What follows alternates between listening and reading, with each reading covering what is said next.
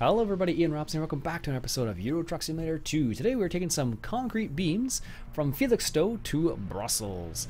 This is one of the heavy hauls. Let me just show you. Concrete beams here. So here's what we're taking right here, concrete beams. So this is part of the heavy haul pack. It is 51 tons. And our particular journey, I've done part of the journey already. We're just at a rest stop here, about to go to the Dover port. And the reason why I wanted to do this again was so that we could test out some of the theories that people suggested, actually, before I start. One theory, or one suggestion I should say, is to change our adaptive automatic transmission to a high power mode, which I've done. And the other one was to use the diff locks, which is key number V. That's the key, I need to remember that. So if we run into troubles again, so I'm going back over the river, I guess, or under the river, under, I guess, whatever it is. I can't remember which one this is. I think this is a ferry on this side. And we're going to see how it goes, because I don't know how this is going to work out. But I'm curious to see how it is going to work out this time in comparison to last time. Oh wow, that person actually let me in. I'm very surprised about that. So we're going to see if those two changes that we made there actually are going to make a difference. So that is going to be the interesting part behind this. So I'm curious. So we're going to put the suggestions that people had to work and see how well they actually go, how well they actually work, basically. So here's our load right here, big concrete beams. It's in German apparently. The maximum speed we can go is 80 kilometers an hour, according to what that trailer is saying. We're going to find out if that's true or not. Now, you need to pay attention to the roads, because the number of times I've actually missed exits is ridiculous. Now, do we have to take a right turn up here? Oh no, it just looks like a right turn. We have to do a little loop-de-loop up here. Alright, I can handle that. It's funny, I actually started recording this course this morning, which is why this journey this morning, which is why we're partially there. I just ran out of time, so I didn't finish it, so I'll just start from where I left off. Alright, so this is our turn coming up here. Put some put the retarder on a little bit here, see if it slows us down enough. No, apparently not. Alright, take a little wide there so the trailer's got lots of space. There we go.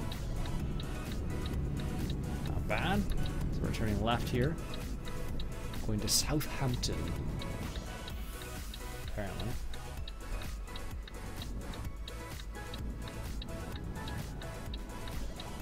Coming. There we go. I can't believe how maneuverable these trailers are. Like, I am quite literally taken back now.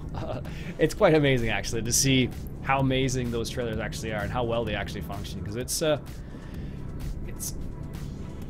one of those situations where you're just utterly surprised of how easy it is to maneuver them. Some people have actually mentioned that, or they're saying that these trailers are actually easier to maneuver than some of the regular trailers, which is kind of funny when you think about it, right? Like, you're thinking like, you know, it shouldn't be that easy to maneuver them, but they actually are surprisingly easy. Where do they have me going? Okay, good. I was gonna say, I'm like, I hope it's going to the right spot. So 80 is our top speed around here. This is a little detour. So even on some of these narrow roads, this trailer doesn't have much of a problem either. The hard thing would be if it was a wide load in England, or anywhere in Europe, basically. If it was a wide load, that would be a lot more difficult than just a straight up heavy load, it seems like.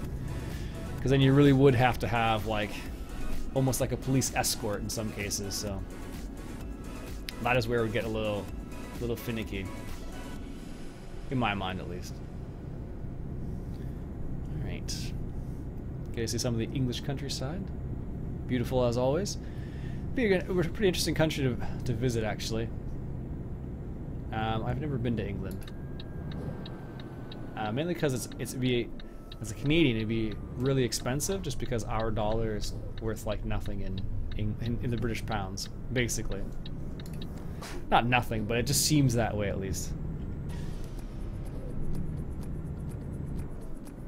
It just seems. I think it's for every.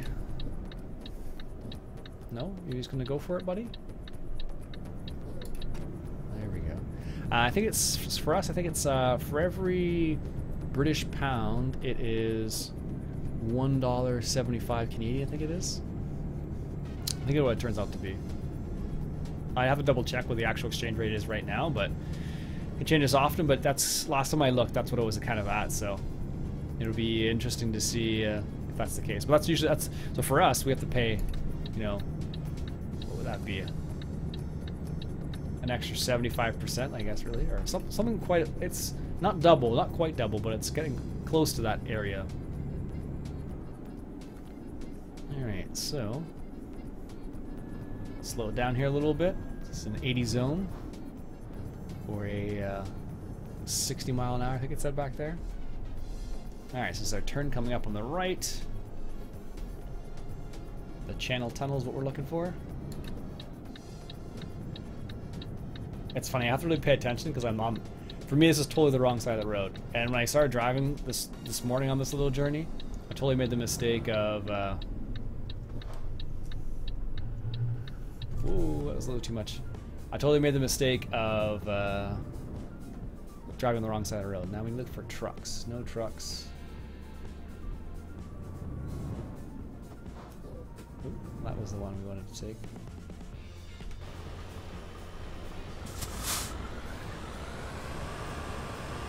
Doesn't really matter, mind you. Oh, there's cars back there.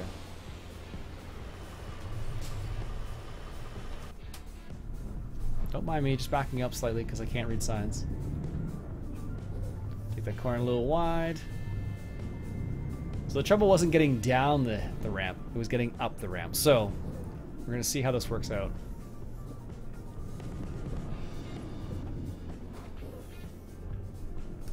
Alright, here's our zone right here. And we want to go to Calais. And we're going to see how this works out for us.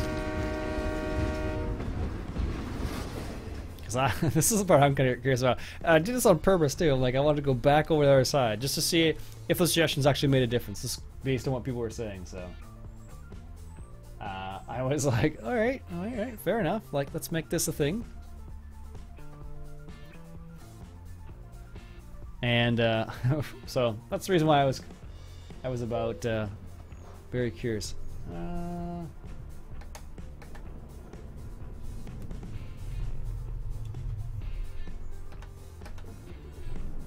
Let's get out of here. Should be okay. Take that a little bit wider. That seems so narrow. Like, if you had a wide load, that would be really difficult to do. Maybe I'm supposed to go to the right. I don't know if there's a protocol for what side you're supposed to go up, but I don't know what it is. Okay, so here we are. At the edge. Oh, the cars are waiting for us. Oh, thanks. A little honk there. Take a running leap at this time. Let's see how the automatic transmission does in this mode. So this is the problem we got to last time, right in this little hill here. Alright, that adaptive transmission made a huge difference there, holy smokes. Now this may not be as heavy as the other load we had either, so that may have been part of it too, but that just went straight up that hill like there was no tomorrow. So there you go. The adaptive transmission made a big deal there. And like I said, this isn't the heaviest load. There is a couple heavier loads you can do. Let me just show those to you real quick. There we go. So this is a 55 ton load, and this is the heaviest we can get right now. So we have 51 tons, so we're pretty close. I know there is one heavier one. So I think the train was the heavier one than this. I forget, I think it was like 65 tons, so. I'm going way too fast for this little area here. I'm just like putting my foot down. I'm like, no, maybe you shouldn't do 50 or 40 along this little stretch here. There you go. The adaptive transmission made a big difference on that hill. Now, like I said, weight might have been a difference too. So I'll have to try that again with a heavier trailer just to see if it actually does make a difference. Why would you want to go right here? You wanted to go back in the tunnel, I guess. All right. No one's coming. Oh, I lied. Looks like a stop sign there, but I don't think it is. Good. Let's go on the right side of the road now. The proper side of the road. I've used kilometers an hour here too. It always messes me up. Making that little adjustment there. Going from the left side to the right side. Alright, we're taking the A16 to Calais, apparently. Give ourselves a little bit of space there. Excellent, nice. I do think this paint job looks pretty sweet, I have to admit that. And with this trailer, actually, the combination looks really good just because they're both gray. Didn't even think about that. I should try and do that more often. Adjust my trailer based on, or adjust my truck based on the trailer I'm taking. Oh, it's raining.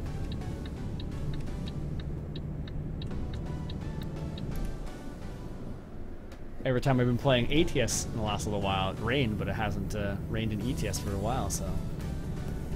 It should have been raining in England as opposed to in Calais, or in France, I guess is where we're at. Bonjour! That was the cop there, if you're wondering. Alright, it's not too bad. Put our wipers on a bit more there. Apparently the rain's decided to come down a bit more. I can't imagine how crazy that intersection, or that port, not port, I guess it would be that, whatever you would call that, that international place. I don't know, you can call those things. We'll just call it the, I don't know what you call it, channel tunnel. How about that? Alright, let's let her cruise to 90.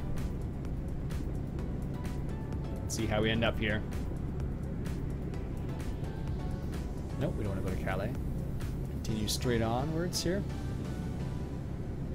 Yeah, I'm surprised how much that adaptive transmission made a difference going up that little hill there.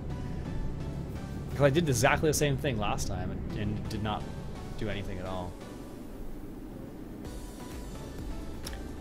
It just couldn't even get up over that little bit there. So maybe, I don't know if the adaptive transmission in the high power mode, I don't know if it actually engages the diff locks or not. I don't think it does. Is there a light for diff locks? No, apparently you can slow down to negate diff locks. Okay. Good to know. It's not something you can do on the run. So, I don't, maybe it didn't do that. But just the sheer power of the Mercedes. It must have been. Now, like I said before, this actually isn't the most powerful truck. Volvos are the most powerful, but I don't like the way Volvos look. I don't think they're pretty. Because that's how I choose my truck based on the game. And that's why I end up driving the Mercedes in this game, because I really like the way it looks. And the MANs and Scanias are pretty good too, but this one's still my favorite. So I was really happy when they actually included this in the game. I wonder if we can check our fuel consumption. Yeah, there it is. I wonder if the high, what are we using now? 50, 58, 59, 50, 51, 42. Okay. I'm just curious whether or not the I'm sure it does, but the adaptive transmission, whether it changes the fuel consumption or not. We can check. What's our fuel levels like here? Oh, we actually use quite a bit of fuel. So it definitely seems to have changed it a lot. So you may have to refuel a little bit more often in this mode, but it's okay. At this stage of the game, I have tons of money, so I'm not really worried about. I'm not really worried about that. But it's good to remember that that change you can make. So I can put it into There's a few different modes you can put it into, actually. Let's see here. There is the high power mode, the normal mode, or the economy mode. Let's see what the economy mode's like.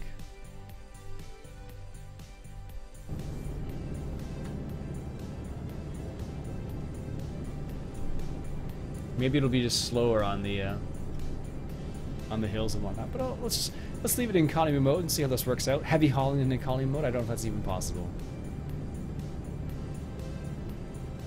Honestly, it doesn't really make sense. Like, why would you? How is that even possible? Thought that was going to be telling us to slow down a little bit more. Oh, there we go. 70 clicks. Bring it down here.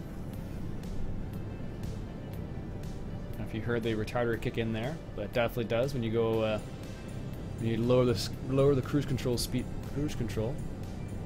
Now it's 90 again. All right. Yeah, that little intersection was the only little bit of 70 there. All right, so we're turning left. Let's indicate now. So hopefully someone will let us in. There we go. Nice. I just don't know if we turn off this road specifically. It looks like we do. Is there going to be a left turn lane? Yes, there definitely is. Hey, look at that. No one's there even. Make our left turn safely. Nice.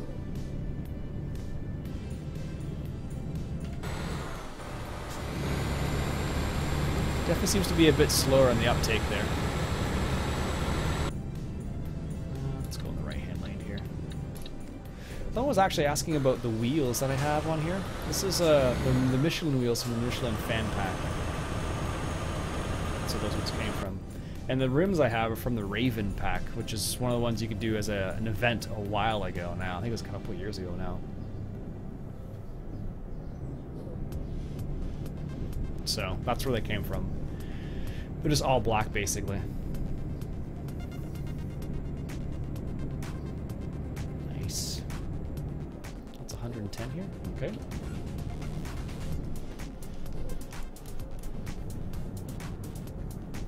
It's interesting to see how the how this transmission functions. It seems, I don't know if I can. It's hard to tell, but it seems like it doesn't push the engine as hard to get up to speed.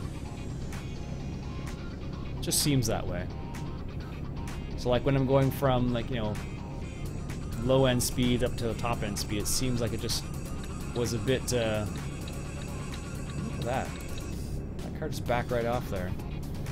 It seems to be take a bit longer, so I don't know if that's in relation to the actual transmission itself, but it seems to be. So let's put our lights on here. They are on. Okay, good to know. Good to know. What's our journey looking like? Another 60 kilometers. Oh, we're good. Yeah, go ahead, pass me. So on these hills, we'll probably definitely notice the difference with this economy mode, I would suspect.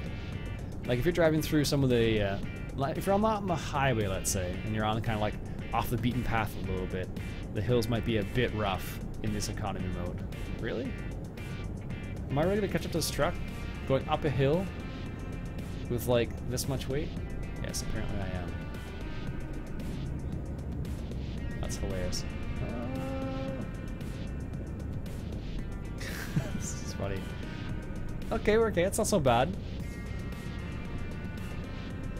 We'll see how he does around the next little section here.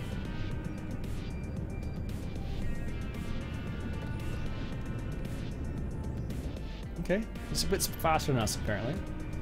But like I said, we're in the economy mode, so that may or may not make a difference. No passing. Okay.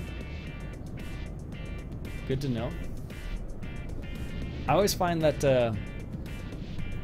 I need to put high beams on in this game all the time. Ah, so here's a hill. And the engine's definitely chugging a little bit there. Not doing too badly though. So I guess what it tries to do, I don't know if I can zoom. I don't have buttons set up, I don't think, but if you look on Right there, we have a Tim Hortons cup. But if you look in the tachometer there, it looks as if it tries to stay within the green zone, which is, you know, the most efficient zone for fuel economy and whatnot. So it doesn't seem like it pushes it that much. That's what I'm starting to notice right now.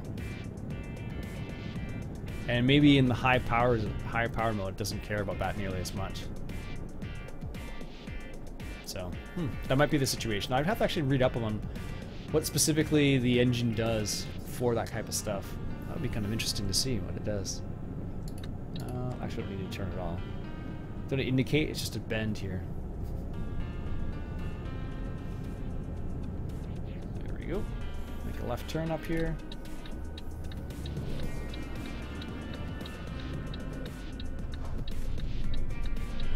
It's there. Excellent. Put our foot down here. Just gun it, which isn't really gunning it in this game. Especially when you have this kind of huge, heavy cargo. Ooh, a peek on the back. Didn't notice that before. Hopefully, didn't have to turn there. No, good. That would have been embarrassing.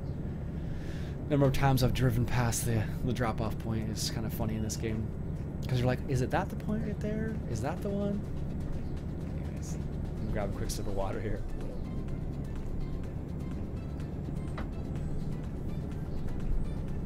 Alright, there's a destination up there.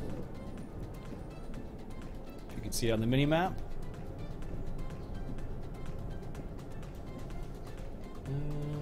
Turning right up here. Okay. What would be kind of interesting is if you could... there's a mode where you can change the GPS, so it does this. But it would be nice if you could change each of those GPS individually. So like, let's say for the one on the left, you'd have it at you have it zoomed in like this, and then on the right, you had it kind of as a bit of a, what do you call that? Zoomed out a little bit, I guess. And looks like our turn is on the right. That would be cool if you could do that. I mean, maybe you can. I just don't realize that it's possible. Looks like we're turning right. Apparently, I've never been here before. Pretty sure I have. Just maybe not since they've updated the game multiple times. So remember, no right turns on a red light in Europe. Unlike here in Canada where it's totally cool. Alright. Looks like this is our turn right here. Is it this one? Yeah.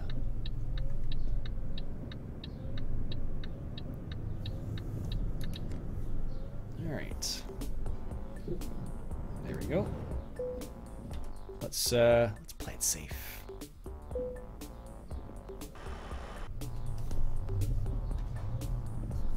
Alright, let's see how this works out.